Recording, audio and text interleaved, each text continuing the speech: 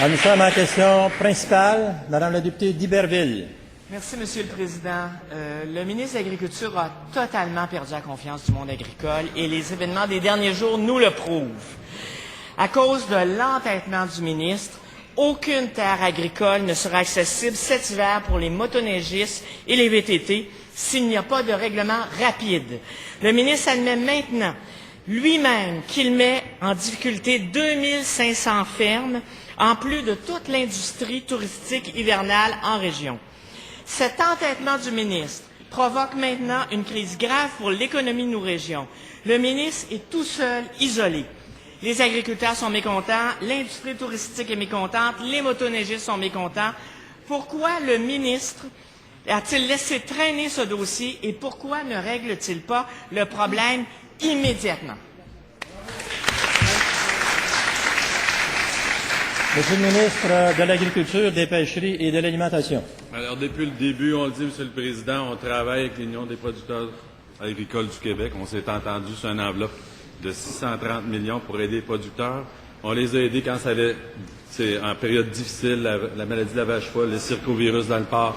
On est intervenu pour créer même des déficits à la financière agricole, l'argent qu'on a versé aux producteurs agricoles. On a maintenu un régime d'assurance, stabilisation du revenu malgré 2 rapports contraires. On a investi récemment 100 millions de dollars sur 5 ans pour aider les productions qui ont plus de difficultés, le bœuf et l'agneau. Ça fait longtemps qu'on n'a pas parlé de ces deux productions-là. Ils sont en Gaspésie, au lac Saint-Jean, dans le Bas-Saint-Laurent, en Abitibi-Témiscamingue. Alors, on intervient pour cibler précisément ces entreprises-là.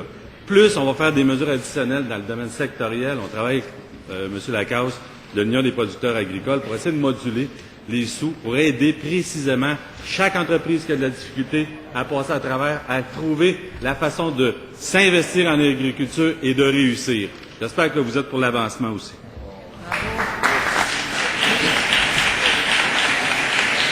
En question complémentaire, Madame la députée d'Iberville.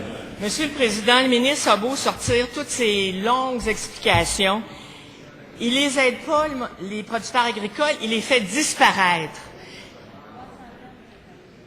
Plus personne ne le croit actuellement. Les gens sont révoltés. C'est clair que le ministre est incapable de régler le dossier. Quelle proposition autre que son entêtement a-t-il mis sur la table pour régler cette crise? Monsieur le ministre de l'Agriculture, des Pêcheries et de l'Alimentation. On a sûrement deux visions qui s'opposent. Nous, on a décidé d'aider les entrepreneurs agricoles, entreprise par entreprise, en plus de les aider collectivement. À une interpellation qu'on a eue vendredi dernier, demandée par ma collègue de l'opposition. Savez-vous qu'est-ce qu'elle avait à offrir aux producteurs agricoles concernant les revenus agricoles pour ceux qui ont plus de difficultés? Une politique souverainiste, indépendantiste, agricole, pour répondre aux problèmes.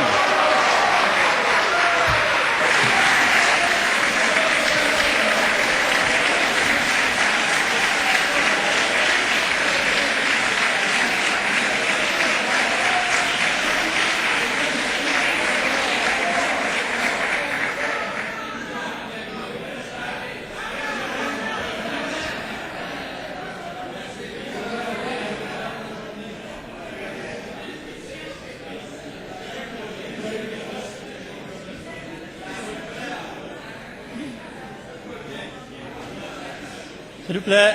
Alors, s'il vous plaît, Monsieur le ministre, en quelques secondes pour terminer. À un problème de revenus agricoles, la réponse, 5 ans de perturbations additionnelles. Ils en ont marre de vos affaires.